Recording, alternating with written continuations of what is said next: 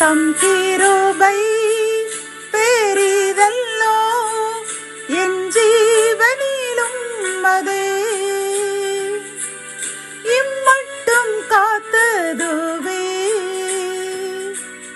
இன்னும் தேவை கிருபை தாருமே இன்னும் தேவை கிருபை தாருமே. தேவனுக்கே மகிமை உண்டாவதாக.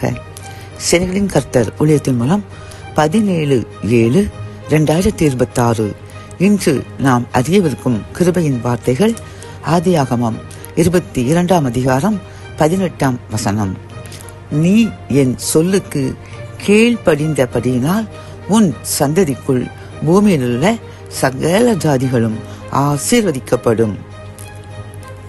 கத்தோலிக்க வேதாகமம் இவ்வாறு கூறுகின்றது. நீ என் குரலுக்கு செவி கொடுத்ததானால் உலகின் அனைத்து இனத்தவரும் உன் வழிமரபின் மூலம் தங்களுக்கு ஆசி கூறிக்கொள்வர் என்கின்றது.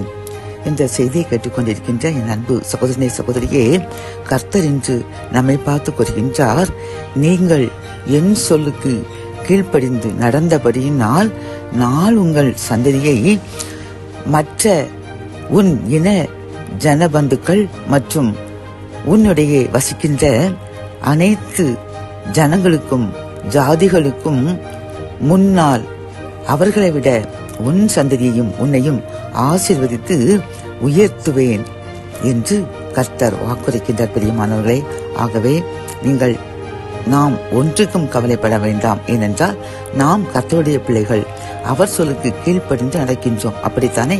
ஆகவே இன்னும் அதிகமாக அவர் கற்பனைகள், கட்டளைகள், அவருக்குரிய நியமங்கள், அவர் எப்படி எப்படி வாழ வேண்டும், எப்படி எப்படி உண்ண வேண்டும், எப்படி எப்படி ஒடுக்க வேண்டும் என்று நமக்கு கூறியுள்ளாரோ அதன்படி கீழ்ப்படிந்து வாழ்வோம். இன்னும் அதிகமான ஆசீர்வாதங்களை நாமும் நம் சந்ததிகளும் பெற்று இந்த பூமியில் வாழ்ந்து சுகித்திருப்போம். ஜபம். என் அன்பு தகப்பனே, சொல்லுக்கு கீழ்ப்படிந்த எங்களையும் எங்கள் சந்ததிகளையும் சகல ஜாதிகளிலும் ஆசீர்வதிப்பேன் என்று கூறின கிருபையின் வார்த்தைக்காக நன்றியப்பா.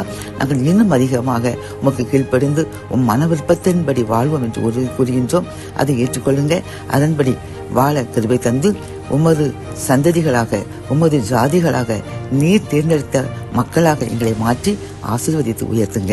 மீட்பர் இயேசுவின் முன் ஜெபம் கேளும் நல்ல தகப்பனே. ஆமென்.